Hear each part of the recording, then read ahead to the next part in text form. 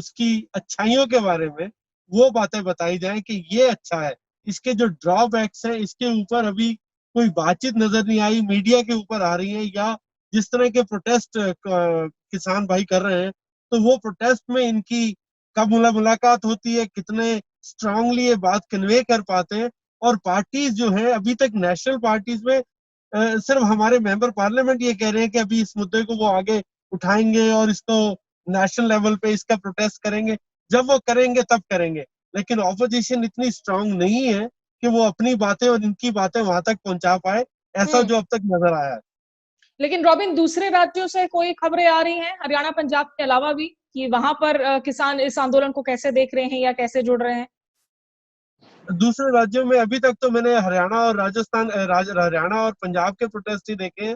दूसरे राज्यों की मेरे पास कोई इस तरह की जानकारी नहीं है स्मिता, लेकिन मैं एक बात समझना चाहता हूँ देवेंद्र जी से भी और पंधेर जी से भी, क्योंकि मैं कई सालों से जिस तरह की रिपोर्टिंग कर रहा हूँ, इनसे मिलता भी हूँ, 2-3 क्वेश्चन होते हैं।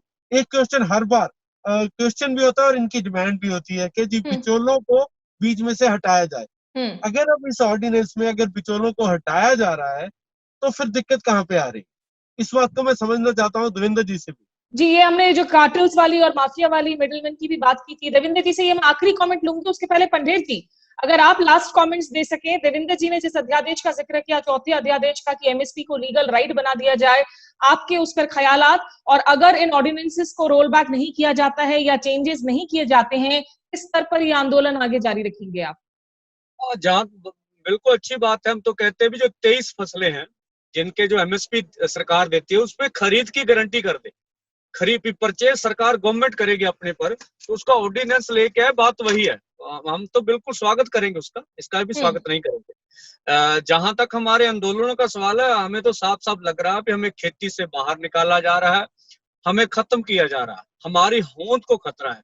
और हम बात अपने तौर से किसानों को लेके जा रहे हैं भी अब करो की मरो की वाली पोजीशन है। अगर हमें खेती से बाहर किया तो भी हमने खुदकुशियां करनी है, वो उसका कोई बेनिफिट नहीं होगा।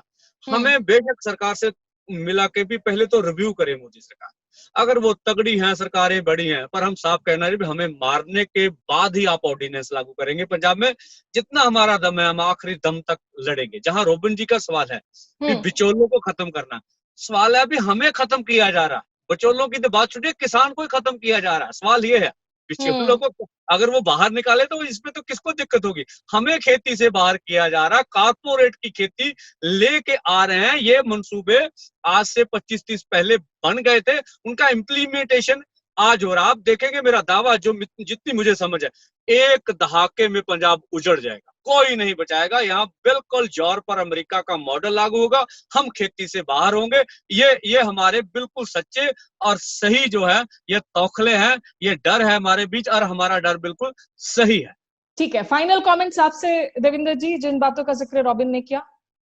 रॉबिन जी का जो सवाल है, ये देखिए, इसमें किसान का तो कोई रोल है ही नहीं है।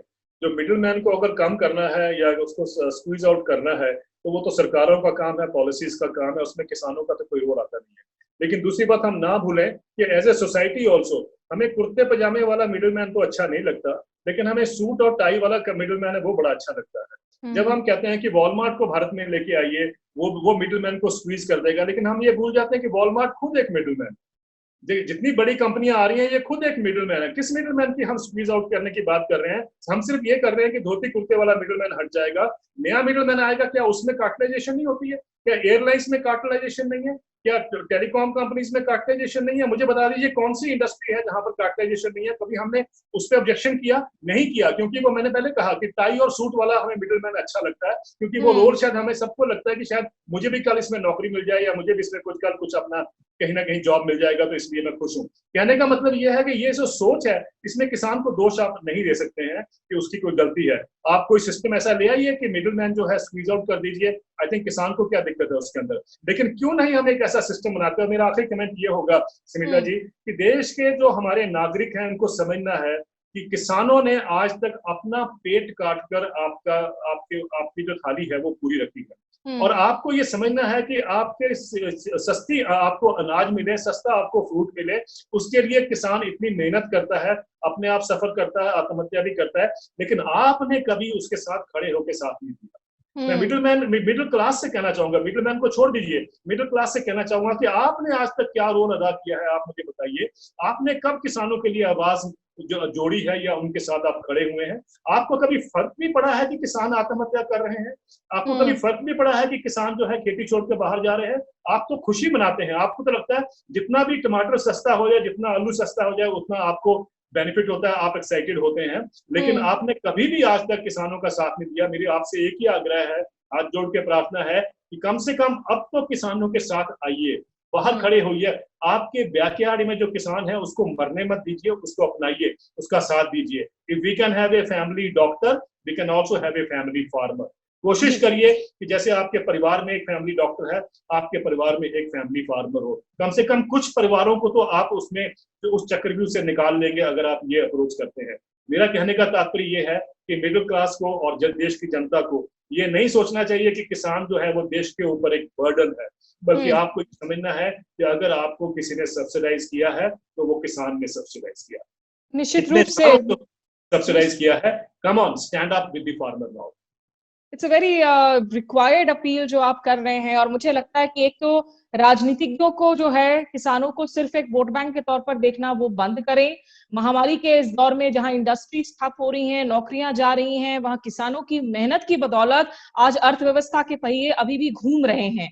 इसीलिए आप गांव से जो है लोगों को शहरों में लाकर बसाने की जगह शहरों की आपको फैसिलिटीज, वो सहूलियतें आप गांव में दे सके, इस तरह की व्यवस्था करें। और किसानों की जो सुसाइड्स है, किसानों के आंदोलन है, उस पर शहरों में बैठकर अपने एयर कंडीशन कमरों में बैठकर जो है हमें स्वीपिंग जजमेंट्स पास करने से खुद को रोकना चाहिए। उनके हालातों को समझे, उनकी मुश्किलातों को समझे।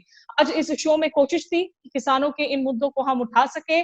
चाहेंगे कि जितने भी लोग हों वो इस प्रोग्राम को देखें, कार्यक्रम को देखें और इन बातों को स्केप्टिसिज्म से दूर हटकर जो है ऑब्जेक्टिवली देख सके। बहुत शुक्रिया पंडित जी आपका, रविंद्र सिंह रॉबिन, आप दोनों का अमृतसर से जुड़ने के लिए, रविंद्र सिंह जी चंडीगढ़ से हमारे साथ जुड़ने के लिए। और जो सत्य हिंदी पोर्टल के हमारे दर्शक, अगर आपने इस शो में ट्यून इन किया तो आपका भी बहुत शुक्रिया। और फिलहाल आज मेरे साथ बस इतना ही। नमस्कार। सत्य हिंदी के और वीडियोस को देखने के लिए हमारे YouTube चैनल को सब्सक्राइब करें और सीधे नोटिफिकेशन पाने के लिए बेल आइकन दबाएं।